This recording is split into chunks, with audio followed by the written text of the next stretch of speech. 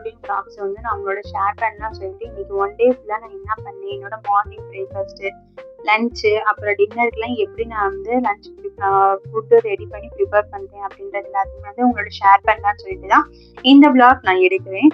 So உங்களுக்கு இந்த vlog கண்டிப்பாக பிடிக்கும்னு நினைக்கிறேன். ஃபுல்லாக நீங்கள் பாருங்கள் ஸ்கிப் பண்ணாமல். மார்னிங் பிரேக்ஃபாஸ்ட்டு நம்ம எடுத்துட்டு தான் நம்ம வந்து எப்பவுமே டீ குடிக்கணும். டாக்டர்ஸ் எல்லாருமே அதான் சொல்றாங்க.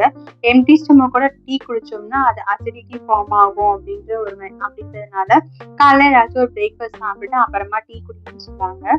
ஸோ வந்து இப்போ நான் வந்து என்னோட பிளேட்டிங்ஸ்ல பார்த்தீங்கன்னா டெய்லி ஒரு ஃப்ரூட்ஸ் கண்டிப்பா எடுத்துக்கிறணும், அப்புறம் வந்து எக்கும் எடுத்துக்கிறணும் அப்படின்ற ஒரு மைண்ட் செட்ல தான் என்னோட பிளேட்டிங்ஸ் எல்லாமே நான் வந்து மார்னிங் பிரேக்ஃபாஸ்ட்டுக்கு இந்த மாதிரி தான் ப்ரிப்பேர் பண்ணுறேன் வித் டீயோட.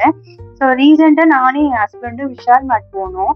ஏன்னா எங்ககிட்ட வந்து சரியா அரிசி போடுறதுக்கும் கோதுமை மாவு போடுறதுக்கும் சரியான கண்டெய்னர்ஸ் இல்லாததுனால 2 பேரும் பிளான் பண்ணி நம்ம ஏதாச்சும் ஒரு கண்டெய்னர் வாங்கணும். ஏன்னா வீட்டுக்குள்ள பார்த்தீங்கன்னா இப்போதான் கொஞ்ச நேரம் வந்து இந்த கான்கிரீட் பாம்புன்னு சொல்றாங்க. அதாவது புழு மாதிரி இருக்கும், மண்டை மட்டும் வெளியே இருக்கும், உடம்பு பார்த்தீங்கன்னா ஒரு மாதிரி பட்டையா இருக்கும் பார்த்தீங்களா, அந்த மாதிரி புழு நிறைய வந்துகிட்டே இருந்துச்சு.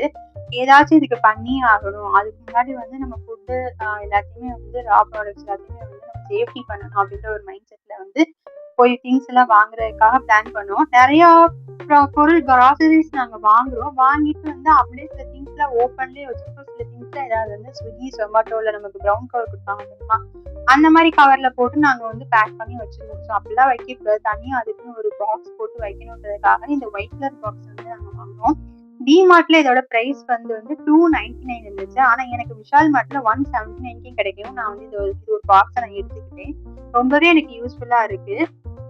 இந்த மாதிரி எக்ஸஸா இருக்கிற அந்த ப்ராடக்ட்ஸ் எல்லாத்தையும் வந்து இந்த கிளிப் போட்டு நம்ம மூடி வச்சுட்டு இந்த மாதிரி ஒரு கண்டெய்னர்ல போட்டு வச்சுட்டோம்னா நமக்கு வேணுன்ற போது எல்லாத்தையுமே வந்து ஒரே கண்டெய்னர்ல போட்டு நம்ம ஸ்டோர் பண்ணி வைக்காம நமக்கு எங்கிட்டுமே போய் தேட தேவையில்லை. இந்த இது வந்து இதுக்குள்ளதான் இருக்கும் அப்படின்னு சொல்லி நம்ம டக்குன்னு எடுத்துக்கலாம்.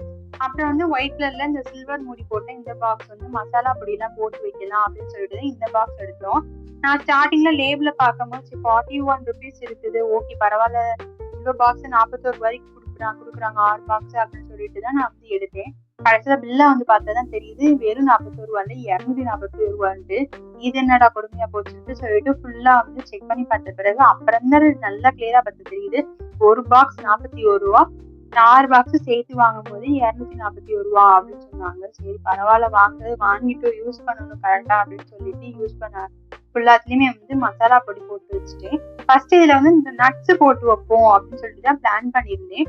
நட்ஸ் போட்டு வச்சுட்டோம்னா இதுல வந்து கண்டெய்னர் குட்டியா தெரியுது, நட்ஸ் போட்டோம்னா பத்தாது அப்படின்னு சொல்லிட்டு இந்த மாதிரி மசாலா பொருள் எல்லாத்தையுமே ஆட் பண்ணிட்டேன். சில்லி பவுடர், மஞ்சத்தூள், மல்லித்தூள், அப்புறம் கரம் மசாலா, இது எல்லாத்தையுமே வந்து இதுலயே போட்டு வச்சுட்டேன்.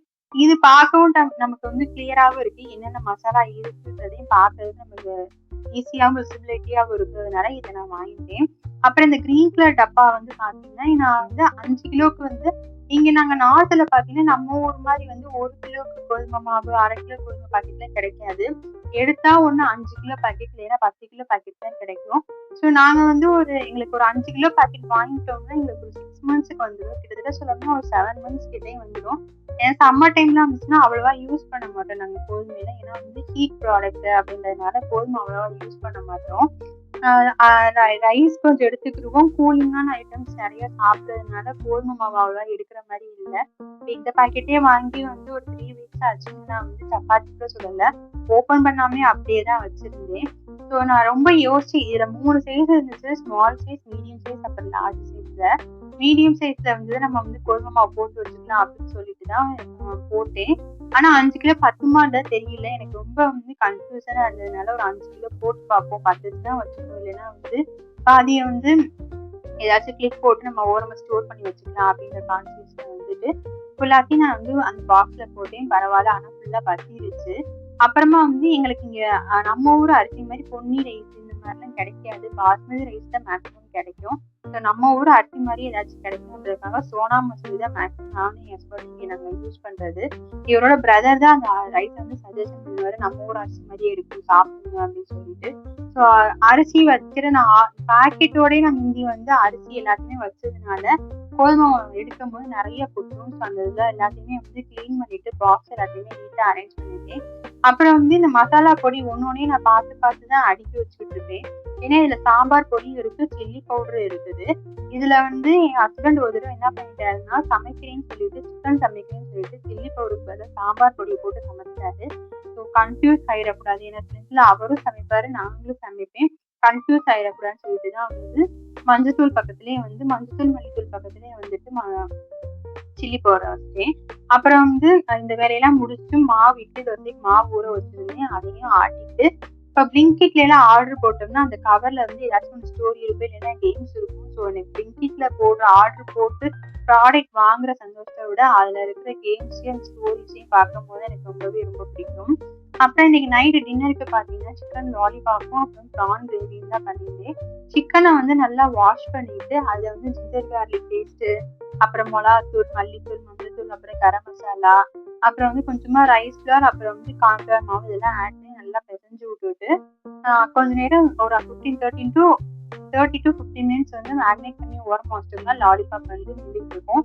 ஸோ அந்த 30 மினிட்ஸ்க்குள்ள நம்ம வந்து ப்ரான் கிரேவியை ரெடி பண்ணிடலாம் அப்படின்னு சொல்லிட்டு ப்ரான் கிரேவிக்காக எல்லாமே ரெடி பண்ணி ஃபர்ஸ்ட் ப்ரான் கிரேவிக்கு என்னென்ன போடணும்னா ஃபர்ஸ்ட் எண்ணெயை ஊற்றிட்டு பட்டை, கிராம்பு, ஏலக்காய் எல்லாமே ஆட் பண்ணிக்கிறேன். பட்டை, கிராம்பு, ஏலக்காய் எல்லாமே ஆட் பண்ணிட்டு அப்புறமா வெங்காயத்தை ஆட் பண்ணிக்கிறணும்.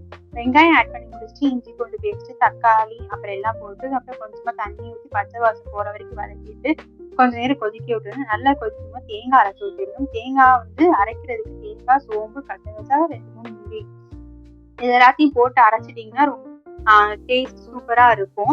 அரைச்சு முடிச்சு நல்லா கொதிச்சு கெட்டியாகும்போது ப்ரான்ஸை போட்டு நல்லா விரட்டி விட்டு ஒரு 5 நிமிஷம் வேக வச்சிடணும். லாஸ்டா தான் எப்பவுமே ப்ரான்ஸ் போடணும். முன்னாடியே ப்ரானை போட்டு நீங்க வேக வச்சிட்டீங்கன்னா ரப்பர் மாதிரி ஆயிடும். ஸோ ப்ரானை வந்து கேர்ஃபுல்லாக கொஞ்சம் சமைக்கணும். அடுத்து வந்து சிக்கன் லாலிபாப்புக்கு மேரினேட் பண்ணி மசாலால மேரினேட் பண்ணி வச்சுருக்கோம் பார்த்தீங்கன்னா, அது எல்லாத்தையும் வந்து பொரிச்சு எடுத்தாச்சு. ஸோ நைட் டின்னருக்கு என் ஹஸ்பண்ட் வேலையை முடிச்சு ஆஃபீஸ் ஒர்க்லாம் முடிச்சுட்டு வரவங்க நைட் டின்னருக்கு நான் ப்ரிப்பேர் பண்ணி வச்சிருக்கேன். இன்னொரு வீடியோல நான் உங்களை